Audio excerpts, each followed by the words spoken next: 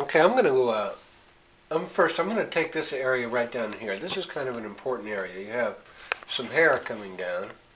You have a deep shadow in here, and then you have the beads, and there's a good shadow underneath. Now my palette that I'm using for all of these things is pretty much the same palette that we started with in the beginning. Of course, when we do these beads, I'm going to add another little color or two.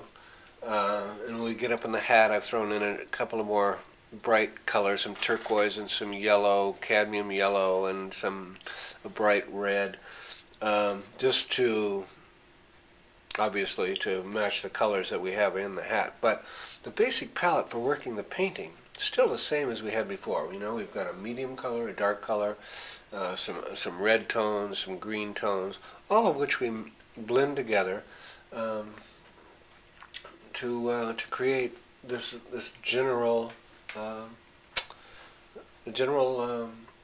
palette. Okay, so I'm gonna work right down in here.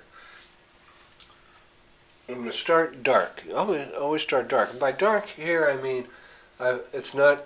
My hair's gray, but you know, if you look at if you ask somebody what color my hair is, they would say I have gray hair. But it's not gray. It's not gray at all. It's I'm in the sun. My hair has a yellowish, sort of a goldenish tint to the gray. It's not just black and white. The darks that I'm going to use, and I'm going to start first here. It's not you don't put. I'm not using black to designate the uh, the dark areas. It's just sort of a browny, darky kind of a mix. It's nothing um, any different than the dark that we've previously mixed on the palettes when I'm using it up in these areas or in the eyes. It's the same sort of same colors. But when it comes to doing the lights, which I don't do it all at one time, but you'll see how I do it. Um, they're not white. They're off. They're ochre, and they're. So here we go. I have a dark. I'm using my small brush because when I'm painting hair, and I paint hair pretty good, I think, and right in the very beginning, like we are here, I make sure that when I'm looking at the hair, that my drawing stroke is working in the same motion as my hair. So I mean, my stroke will be defined. I'll define the curls. I'll define where I want the shadows and the highlights to be with the stroke. I don't just put a bunch of color on there and then go over it. I do it right from the get-go, like this, starting right on the inside where it comes down from my ear.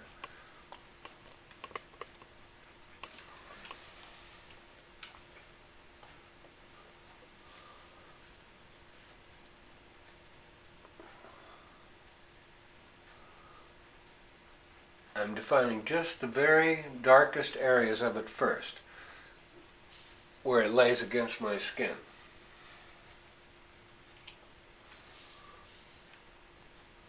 Now, at this point, I'm only thinking about the dark area, knowing full well that in a little bit I'm going to start taking some light. You see how I'm just doing the dark in here?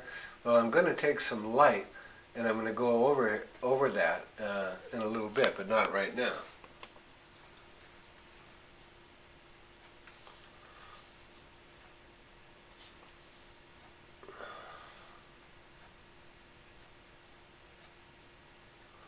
I'm letting it I'm letting it work over these beads which I've identified, but I can still see the beads through there, so I'll know where they're going to go. I'm going to put them back in here in a minute, but right now we're worrying about the face. I'm going to go to a little bit larger brush here.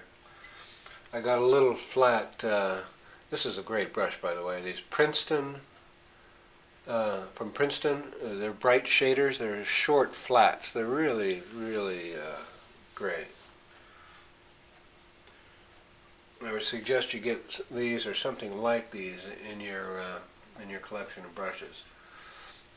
It just takes a little bit of stroke, but putting it on its flat side, not on its, on its edge, painting it with its edge as opposed to its flat side, gives you quite a nice point if you need it for drawing. Yeah, I can be very rough, and I use my fingers when I'm mixing up in here.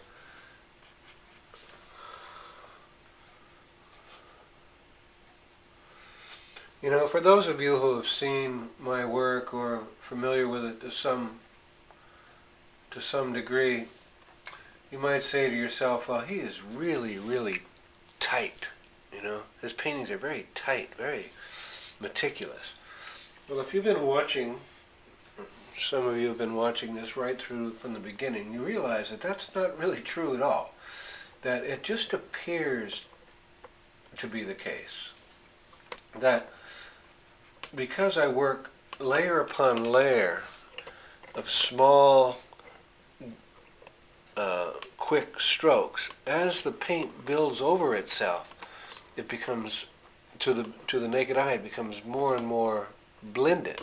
But it's not really blended at all. It just looks like it's blended. That's something to remember. You know, it's not, I don't just go and I blend every little thing or paint every little hair. I don't do that. I try and pick out the most important things and magnify, intensify, and exaggerate those things a little bit to the point where the viewer's eye will sort of do the rest of the work. It'll make it look very, very detailed, very, very refined. It's kind of a, I don't know if it's not a trick. A lot of people do it, but that's how it goes. Okay, I just added a little dark color there. I'm going to go back to my other little brush, and I'm going to draw. My hair is that I'm doing right now on the inside track here. It's not going to change very much, so I'm going to add a few dark spots.